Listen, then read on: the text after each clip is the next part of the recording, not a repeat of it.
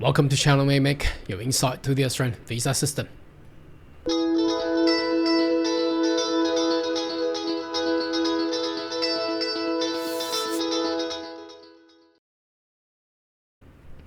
Good day everyone, my name is Carl Yang, your online YouTube visa consultant. Are you interested to migrate to Australia? Why don't you consider to subscribe to my channel and turn on the bell on the side, so once you have all the updates and news, you'll be the first one getting all the insight. Now today is Monday, the 22nd of April 2024. We have just got an update in regards to the student visa, where there's eligible courses that's gonna allow exemptions. Should I say exemptions? Yeah, exemption from taking an additional English requirement. So we're gonna take a look at what that is. Now remember, since when? Since the changes took place on March, let's have a look at the immigration's website first. Now you may notice I've done a video on this one here on the 20th of March. That was just last month. The new English requirement basically requires any student visa applicant to actually have an IELTS level of 6 at least, okay? And the minimum for the package any course undertaken at package any course from IELTS increased from 4.5 to 5.0, and there's no changes for any courses, or because any courses is generally just going to study English. So the package any course, that means an English courses packaging to whatever that course is. It's going to be diploma or bachelor courses. You at least require a 5.0 to actually get that package there. So if your English level is less than 6, so obviously you cannot take any TAFE courses, for example, then you need to be packaged, but your IELTS level has to be at least 5.0 to actually undertake the English courses, and then package to the whatever the diploma courses that you're gonna undertake, or certificate courses. The test score for students for the foundation courses, that's pathway to the bachelor or higher education, as it will require to be at least 5.5. as you can see there. It's very tiny, but I'll let you know just reading it out. Now today is a little bit different. Now the government of Australia has announced a new instrument that actually talks about the package courses that can waive out the requirement of potentially demonstrating English there. So let's have a look at that news there. Now it came out, this is Migration Alliance. Now I would just like to take you a little bit of go through the brief, and then we go through the actual list. They're actually the list of 122 courses there. They so-called eligible pathway program. What does that mean? That means if you take this course, and then whilst you advance into whatever the bachelor courses or offered by whichever the university that is, then you're not required to provide additional IELTS courses anymore. Now that doesn't mean, first of all, that doesn't mean, again, we do not recommend lodging your student visa package altogether, despite it's still an option for you to do it.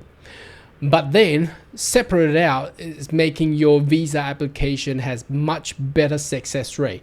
So if you study a particular so-called eligible courses, then the next student visa that you lodge for whichever the corresponding university program, you're not longer required to provide English proficiency evidence.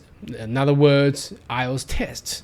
So that's basically what this piece of legislation instrument is all about. Okay, now there are 122, so I'm not going to go through all the wording, but that's basically what it actually meant from a short, brief explanation from myself.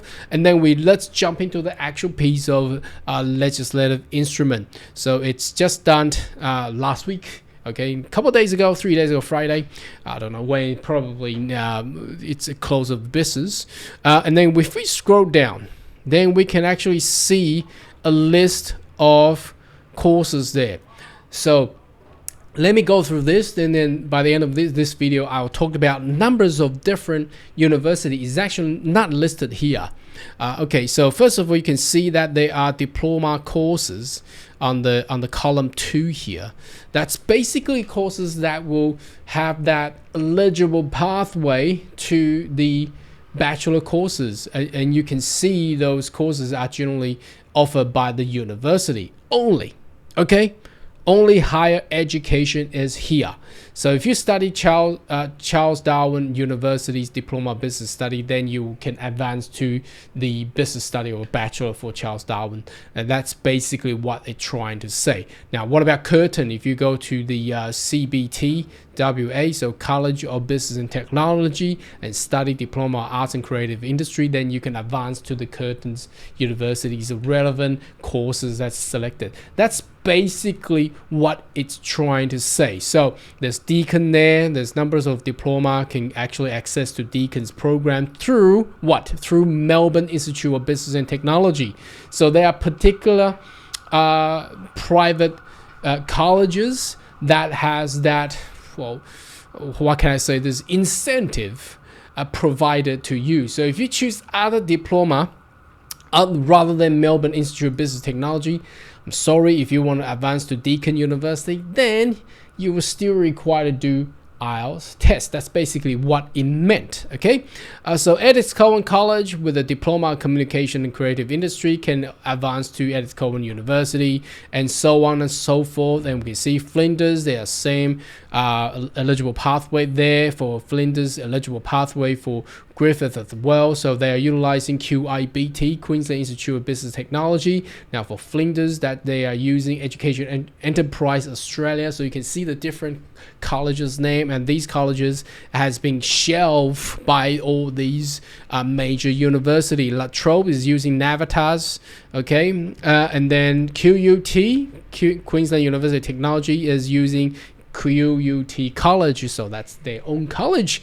MIT, they use MIT. Southern Cross University, they are the same. So you got to go through Southern Cross University diploma program in order to actually advance to Southern Cross University without additional IELTS test. Swinburne, again, so using Swinburne University of Technology.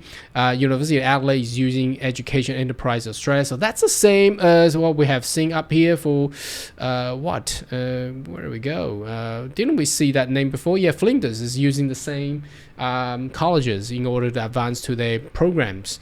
All right, and the University of Adelaide and Canberra. Okay, and moving onwards to University of Newcastle is utilizing University of Newcastle College of International Education. That's a pretty long name, and they have the so-called degree transfer extended program. It's pretty different to all the other colleges and universities actually offering, apart from Newcastle. They got different kind of name, and the University of South Australia is using South Australian Institute, so SAIBT. That's basically they got an office just right at the front entrance of the University of South Australia there. So that's all the courses that's connected to. University of Tasmania is using UP Upper Education. Oh wow, okay, so that's a little bit of different there. UTS is using UTS College. And the University of Western Australia is using UWA College. Wollongong is using Wollongong College, as you can see there. Western Australia is using Western Sydney University International College. And that's it. That's the end of, not just 122, that's 134. I'm apologize for the numbers that I have said previously. So it's 134 there.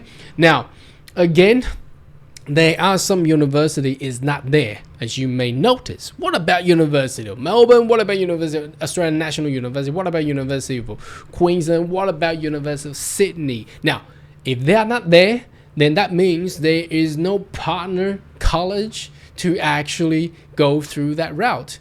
That means it's mandatory and compulsory for all these other universities to actually have those IELTS tests whilst you lodging for your student visa. So it's very, very vital. It's one of the programs that the government of Australia is wanting to lift the criteria up for all the student visa applications. Now, last but not least, I would like to go through this with you. There's some people is talking about, what about packaging courses? Is this still good. Now we have seen a lot of visa refusal on package courses, despite that the Australian Home Affairs website still says that package courses and COE is okay. However, if you read here, you may see some information that it's if you're applying one courses including COE altogether, you can apply for take 2 or more courses. Student visa clear lead to the next. So that's the key here. The key is here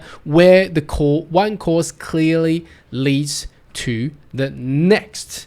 Now, how clear can that be? Probably what we have just saw is how clear that it should be. If there is no clear evidence by law that can connect it to the next courses. For example, if we take a diploma from, I don't know, ABC College, and you're looking to accredit those diploma to a Bachelor of XYZ University, but it's not in the list of that 134 so-called eligible pathways, what happened? Then do we meet that things that says where the courses clear leads to the next? Probably for the government of Australia and immigration, they will think, nah, that's not clear. If that's not clear, what do you get? You probably will get a visa refusal, and that's what happened to a lot of package courses student visa applications already.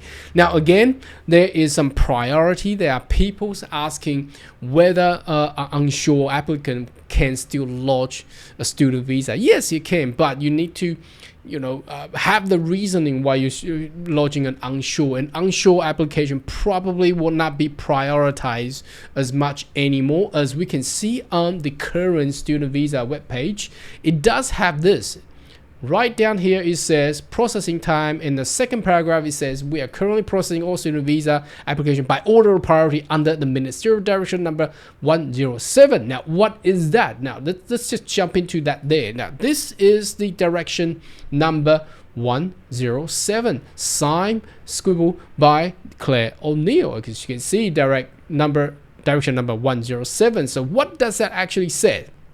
Now let's scroll it down.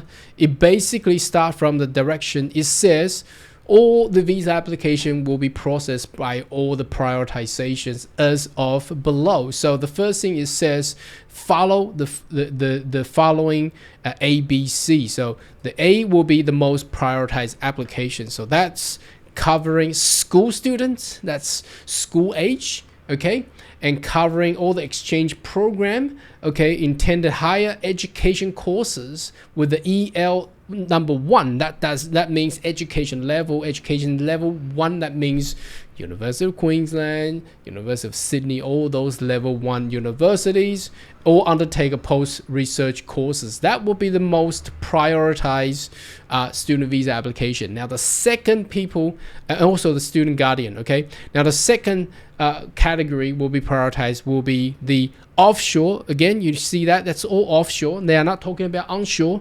Offshore student visa applications lodged in relation to primary application, and that's EL2. So education level number 2. That will be Griffith, QUT, I believe, and Deakin, all the other university there. Now the last but not least will be EL3 level. So that's mostly all the colleges and TAFE, and also numbers of university. For example, Tasmania's University of Tasmania has been listed in the level 3 recently. Now that's the prioritization. Now you may ask, now what would this prioritization actually affect to my application? Now prioritization means times.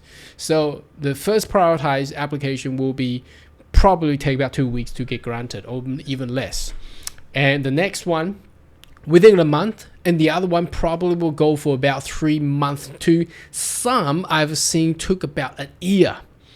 Okay, so that's basically what this prioritization. Now it does also says the reasons.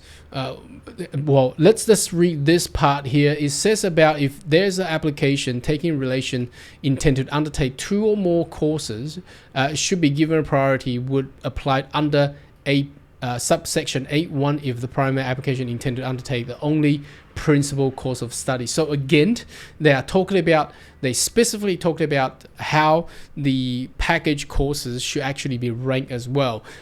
Again, with the new GS requirement system, we do not recommend lodging a package courses. If you're required to improve your English, lodge as an early course student visa, because there is no requirement on English anyway. It's easier.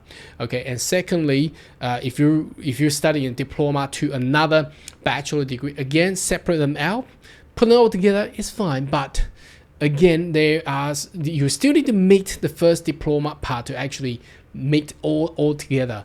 You need to get that all separate, much easier to actually get your student visa through. Anyway, it's getting really complicated, isn't it?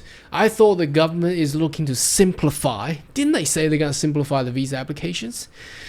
Don't know. It seems to be more complicated now. After all talkings, I'm more congested in my brain anyway. I don't know how you feel about it. Anyway, should you have more question, query, more, then welcome to leave comment right down below. And I'll see you next video.